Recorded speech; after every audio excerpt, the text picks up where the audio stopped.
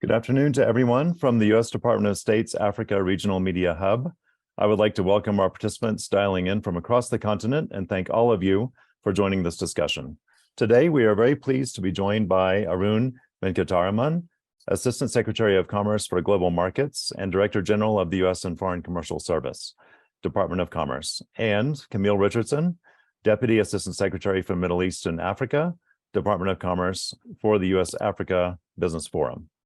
Assistant Secretary Venkataraman and Deputy Assistant Secretary Richardson will discuss the upcoming U.S. Africa Business Forum's agenda to advance mutually beneficial partnerships that create jobs and drive inclusive and sustainable growth on both sides of the Atlantic. They are speaking to us from Washington, D.C. We will begin today's call with opening remarks from Assistant Secretary Venkataraman and from Deputy Assistant Secretary Richardson. Then we will turn to your questions. We will try to get to as many of them as we can during the briefing. At any time, if you would like to ask a question live, please indicate that by clicking on the raise hand button and then typing your name, media outlet, and location into the questions and answers tab. Alternatively, you can type your full question directly into the Q&A for me to read to our speakers. Again, please include your name, media outlet, and location when you do so. Please be aware that sometimes we see participants who only show up as a phone number, or sometimes an email address or something that we don't recognize. So please do include your full name and media outlet. For those listening in French, you may type your questions in French in the Q&A. If you would like to join the conversation on Twitter, please use the hashtag AFHubPress and follow us on Twitter at Africa Media Hub. As a reminder, today's call is on the record, and with that, I will turn it over to Assistant Secretary of Commerce for Global Markets and Director General of the U.S. and Foreign Commercial Service, Arun Venkataraman, for his opening remarks. Thank you, Johan, and thank you all for joining us today. The U.S. Department of Commerce, in partnership with the U.S. Chamber of Commerce and the Corporate Council on Africa, are pleased to be hosting the U.S. Africa Business Forum as a part of the U.S. Africa Leaders Summit on December 14th. The U.S. Africa Business Forum is intended to support the trade and investment components of the administration's strategy towards U.S. sub-Saharan Africa, which focuses on partnering with the public and private sectors to address challenges and drive the future of our commercial relationship. The private sector plays a critical role in driving the broader relationship between the United States and African countries. It is our role as the U.S. government to work with African governments to create commercially enabling environments in which two-way trade and investment can flourish. And it is a priority for us here at the Commerce Department as we host the first U.S. Africa Business Forum in 6 years. Situated at the heart of the President's U.S. Africa Leaders Summit on December 14th, the U.S. Africa Business Forum will convene heads of state and business leaders from key sectors to advance solutions in a number of critical areas of mutual interest. These include the following. First is the future of our trade and investment partnership. Africa is more critical than ever in shaping international rules and collective action, and African solutions will be needed to address current and future world problems. Africa's youth population, growing entrepreneur class, reserves of rare earth minerals critical for the green energy transition, and regional integration are all key reasons for this. The U.S. Africa Business Forum will bring together key players from the United States and African governments and private sectors to build partnerships that will increasingly be a vital source for solutions to shared challenges going forward. Second is in the area of energy and infrastructure finance. Financing for transportation and other infrastructure will be key to supporting the implementation of the African Continental Free Trade Area and achieving the goal of a single unified market that ensures Africa's critical role in global economic activity. To fuel the cars, trains, trucks, and buses that will utilize this infrastructure and to fuel Africa's growth story, U.S. businesses and government partnerships will support a fuel mix that supports Africa's self-sufficiency and industrialization goals, as well as a just and affordable transition to a more diversified and cleaner energy matrix. The third area is agribusiness. Food security concerns have long been a challenge for many countries on the continent, and recent supply chain disruptions have further highlighted the need for self-sufficiency in food production in Africa. Working across agricultural and industrial sectors, U.S. entities will be essential partners to ensure that Africa's growth story involves a growing population that is also fueled for Africa's future. Fourth area of focus is in the digital economy.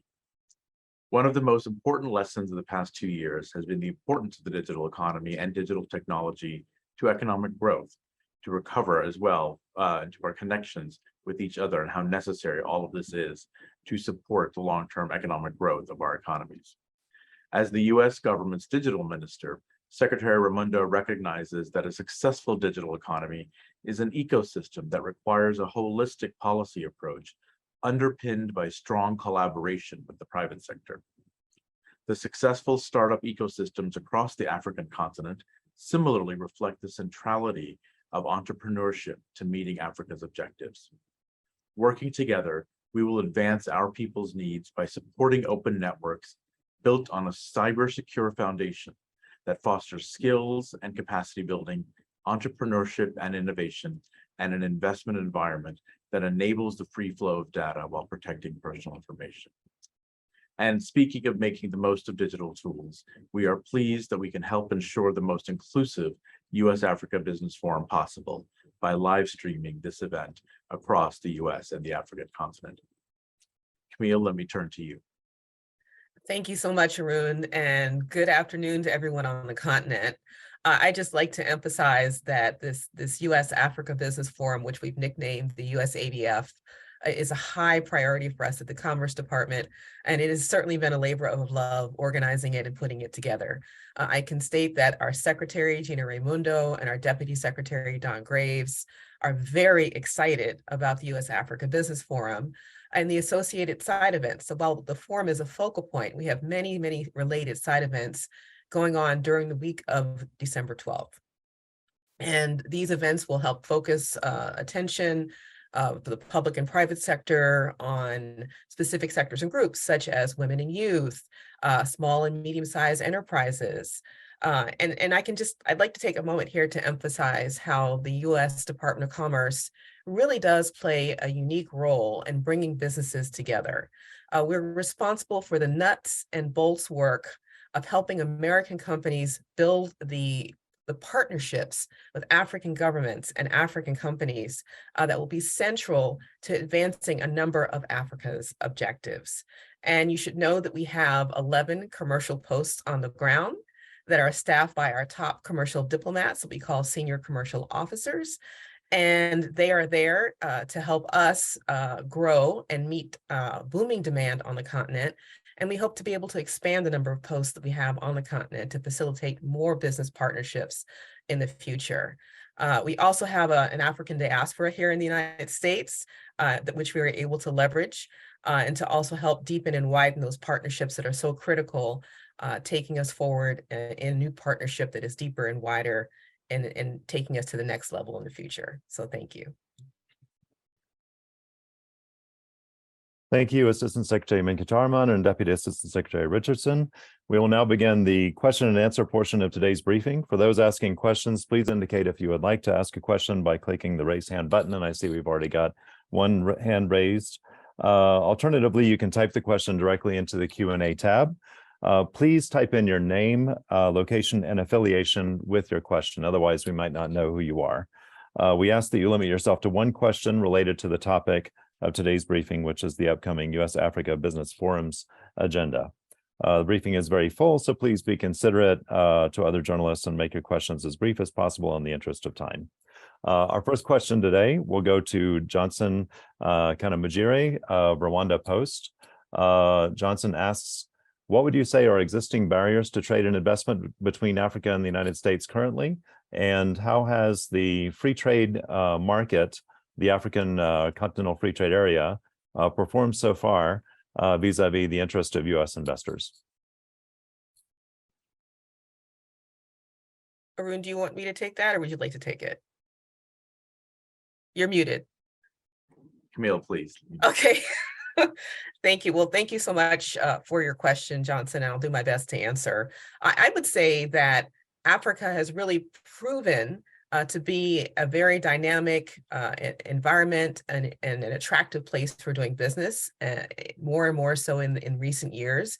And more U.S. companies are taking notice, in no small part due to the market intelligence that we're providing to our U.S. companies to attract them to the continent.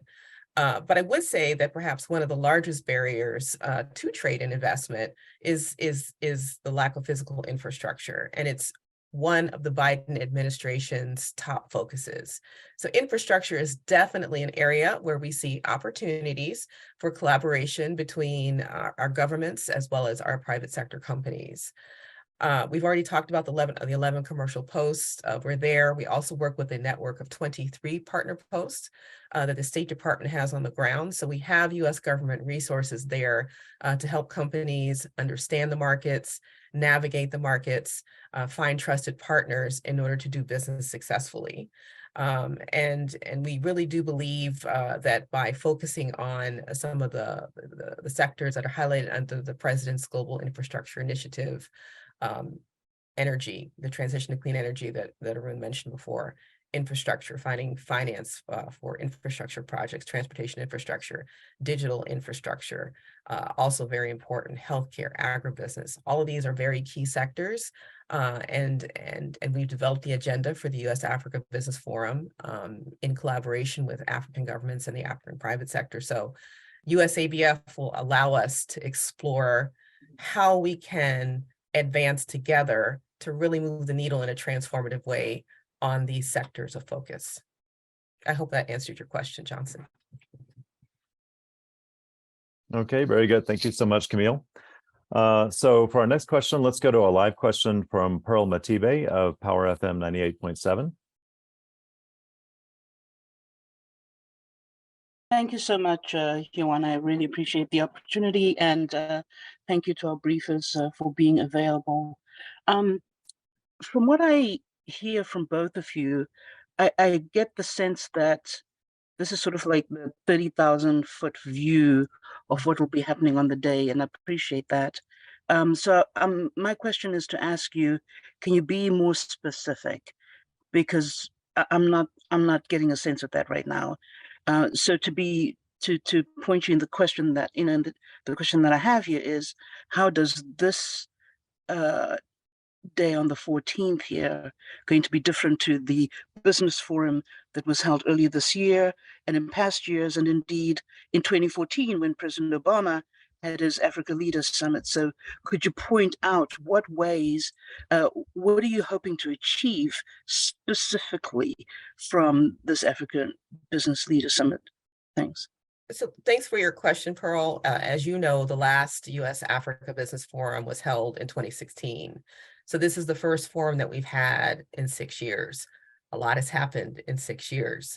We've had COVID, we've had supply chain disruptions happening around the world, crisis after crisis. And so one of the key priorities of the Biden administration is economic recovery and growth that is also economically inclusive. So we have a variety of businesses that have been invited to the forum of all different sizes. We have heads of state. I think we have 42 heads of state confirmed, and I think nearly 300 companies on both sides of the Atlantic that are coming together for this. I think one of the key differences with this particular forum is that it will also be live streamed, so that even if a company is not able to be at the forum, they're able to hear and see what is going on.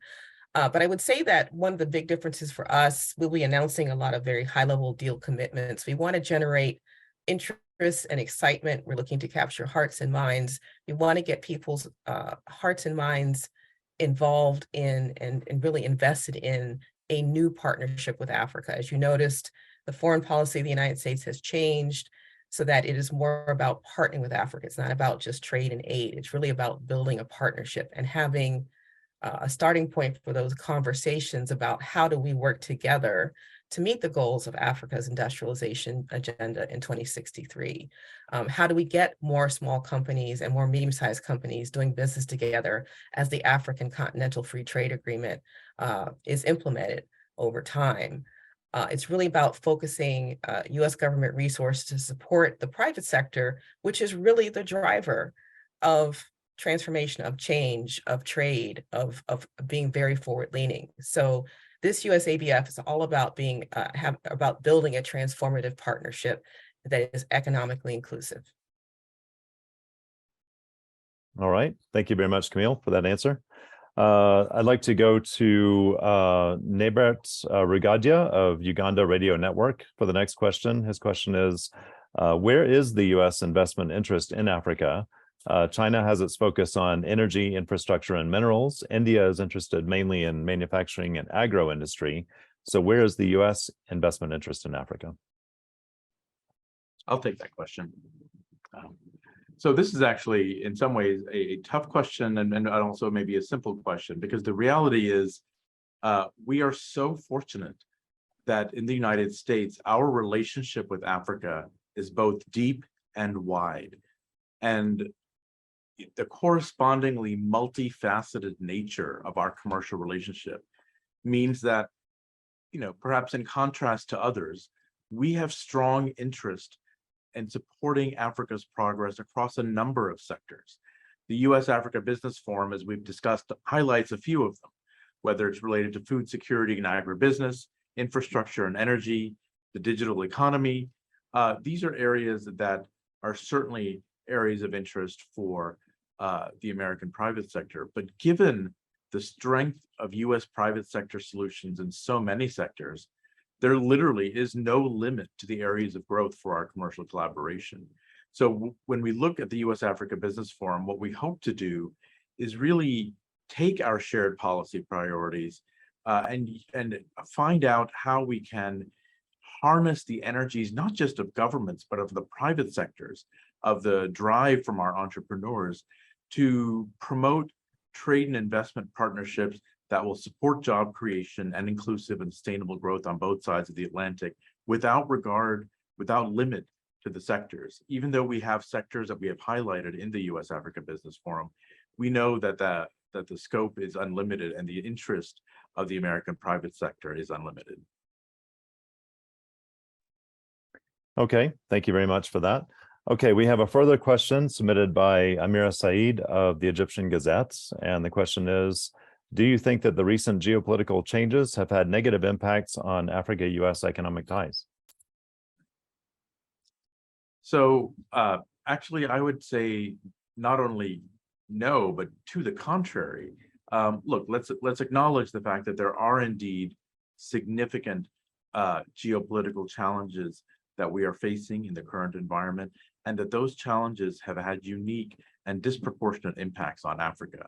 Whether we're talking about the pandemic and the impact of the pandemic on supply chains, whether we're talking about climate change and how that's posing challenges for economies and people around the region, whether we're talking about the impact on food and fuel supplies from the Russian war of aggression in Ukraine, all of these are significant geopolitical challenges that are hitting Africa particularly hard. But we have to remember that for each and every one of these challenges, what that does is it presents opportunities for deeper collaboration and providing those solutions. We are proud that with the strongest private sector in the world, with the most innovative solutions, the U.S. private sector has the unique opportunity and responsibility to partner with our African colleagues to create the solutions needed to address each and every one of these challenges. So rather than thinking about the negative impacts on U.S. Africa economic ties, we see these geopolitical challenges as the source of great strength to deepen our partnership, and we look forward to taking advantage of that. Okay, thank you, Arun, for that answer. Next, I'd like to go to a live question from Declan Walsh of the New York Times.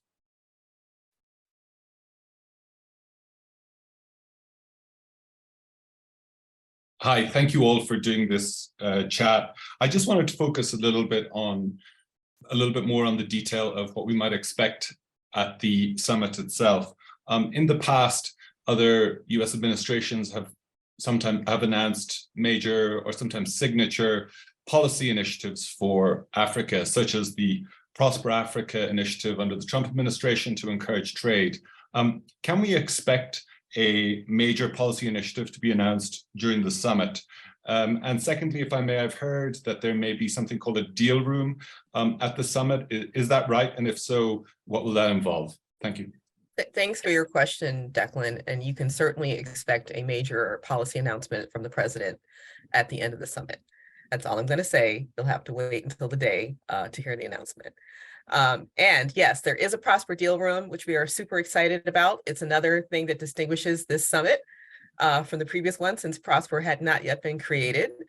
We've worked very, very hard with our interagency partners to have their announcements included, along with very significant private sector announcements that will be announced on the hour, throughout the hour of the day. And for those, there's so many of them that we're not actually able to cover them all on the 14th, given the time frame, but there will be an online deal book available that is being vetted right now that will feature a significant number of deals that I think that will generate the interest and the excitement that we're looking to achieve here with the U.S. Africa Business Forum.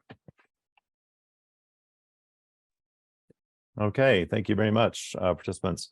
I have a question which was submitted in advance by Adeniyi Kunu of Mega Electrics in Nigeria. The question is, with the current fluctuations in the global economy and the realistic bullish incursion of China into many African economies, what is America's advantage to help attain mutual Africa-U.S. economic benefits, thus checking China and creating a win for all stakeholders? Arun, do you want to take that one? Sure, happy to. Okay. As you all know, the theme of the U.S. Africa Business Forum this year really is partnering for a prosperous and resilient future. And central to that theme is the U.S. focus and commitment on investing in a mutually beneficial economic partnership for the 21st century that's going to deepen U.S. ties with African nations so that we can develop solutions jointly to global challenges. And it is without question that one unique advantage that the United States brings is our private sector. Our companies and their solutions reflect the innovation, drive, and passion of the American people, and they've demonstrated the strength of their commitment to Africa. And because they are the private sector, they are in Africa not because the US government tells them to do so or allows them to do so, but because they recognize as private holders of capital and technology that Africa's growth story in the coming decades makes the continent an essential place to do business in order to be globally relevant and competitive. And that is also what will make their partnerships enduring and capable of producing tangible benefits on the ground for the long term. Now, the US government plays a critical role in supporting that deep commitment of our private sector and in facilitating their interest in being Africa's partner of choice. The U.S. Africa Business Forum will provide an opportunity to really demonstrate that important public-private partnership that underpins our long-term commitment to Africa. All right, thank you very much, Arun. I think we're making really good progress here, but our time is limited, so I think we have time for perhaps two more quick questions. I'd like to call on a live question from Mona Davids of Little Africa News.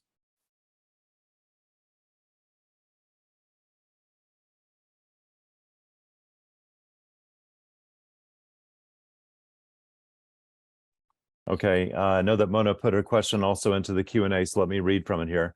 How are you engaging U.S. companies, particularly small to medium-sized businesses, to expand and open up shop on the continent? What new support and initiatives is the Biden administration providing and are facilitating for U.S. businesses to assist them in country? For example, are you working with respective countries, trade and investment agencies? And that's the question. So that's a great question, Muna. I will say that we mentioned that we have 11 commercial posts on the ground and 23 partner posts with the State Department who are very much committed to expanding our trade and investment ties in Africa. One of the ways that we seek to do that is by working with African governments where desired to create commercially enabling environments for U.S. companies. So what is going to actually make a market attractive for a U.S. company to come in and do business? Typically, when a company comes to us and they're interested in investing, we will give them the market information And then we will also partner with the American Chamber of Commerce, who can help them cross the threshold and enter a market. Once a company is in a market, then we are very much happy from our embassies and consulates to raise the flag and send out the Golden Eagle engraved invitations to have businesses understand, local businesses understand what a new company is there for and what they have to offer and how they're there to contribute to a country's economy. So we provide a lot of different informational tools for small and medium-sized companies so that they're able to understand what's available to them. Will their product or service do very well in a market? Does it make sense for them to start exporting? And eventually, does it make sense for them to start investing? Aside from the 11 commercial posts that we have on the continent, we have a network of 106 offices here in the United States. And it's a network of what we call U.S. Export Assistance Centers. And they work every day with small companies in their states, small and medium-sized companies in their states, to help them develop business strategies that will take them around the world. And I think that you will see much more activity after the U.S. Africa Business Forum within our domestic network, with companies coming to them saying, hey, I want to go do business in Africa. How can the U.S. and Foreign Commercial Service help me do that? And our trade specialists across the United States will help link them with contacts on the ground on the continent, so that there's a pipeline of companies coming from the United States to Africa to do business. Okay, thank you very much, Camille. All right, if we can keep it very brief and sort of beg the pardon of our participants for one last question. Kimi Osakoya, live question from Africa Bazaar magazine. Please keep your question brief. Hi, good morning. Can you hear me? Yes, Kim. Yes. Okay, thank you. I wanted to follow up on the questions that some of the other participants have asked. I was wondering if you could share with us some of the companies that will be participating in the forum, in the business forum. As you know, sometimes it seems like when we're doing this event, it seems like we are preaching to the choir often. I recently met a business owner, an American, a Black American business owner that have traveled to Africa and is very interested in doing business on the continent, but she's not aware of this event. And it's too late for her to register at this period. So my question then is, the other part of my question is, how, after this event, do you plan to reach out to businesses like that are very interested in doing business on the continent, but are not part of your organization, whether it's Corporate Africa or U.S. Chambers of Commerce? Kemi, I love that question. Thank you so much for asking it.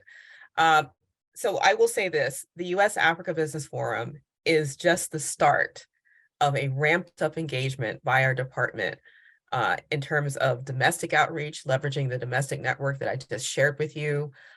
We actually have a global team called the Global Diversity Export Initiative Team that is focused on reaching out to companies and businesses that we typically don't necessarily know about us, that we typically don't work with. And this has been an effort that has been going on since the beginning of the Biden administration. So we're reaching out to minority-owned businesses. We're reaching out to women-owned businesses. We're reaching out to Native American-owned businesses, Asian, LGBTQI+, all kinds of businesses that we want to make sure are aware of the opportunities in Africa and at the world, in the world at large. So you will definitely see more outreach domestically, working with our partners, working with various chambers across the United States. It's what we call our Africa Commercial Engagement Strategy, or our ACEs. So you'll see much more ramped up engagement. You'll see high-level visits coming to the continent next year. You'll see several trade missions coming to the continent next year. So opportunities like this, media hub opportunities like this help us to get the word out. So thank you very much for that question.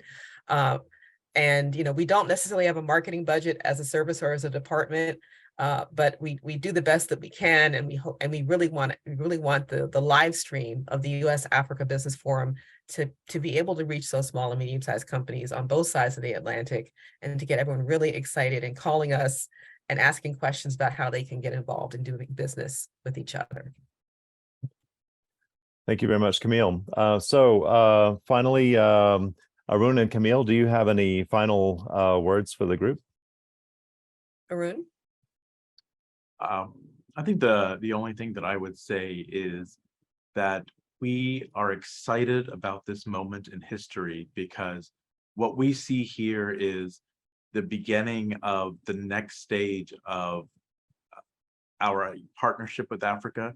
We're opening a whole new door, taking advantage of the tremendous trajectory we see ahead in Africa, and the fact that for every challenge that Africa faces, there is a solution in the U.S. private sector, and that the U.S. Africa partnership together will really grow to address the shared challenges that we have. So not only will we be addressing challenges that we each have in our own economies, but by working together, we will particularly address the shared challenges that we have globally, and that the private sector will be a critical part of those solutions. And that's what we will begin showcasing at the U.S. Africa Business Forum. And as Camille underscored, it is the first step of a much deeper level of engagement going forward.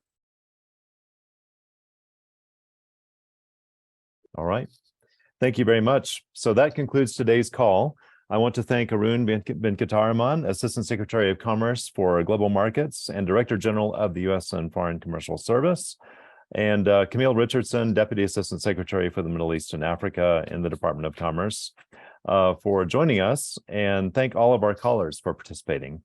If you have any questions about today's call, you may contact the Africa Regional Media Hub at afmediahub@state.gov. And just a reminder that transcript and recording of this call will be available. Thank you very much. And that concludes our call. Thank you. Thank you.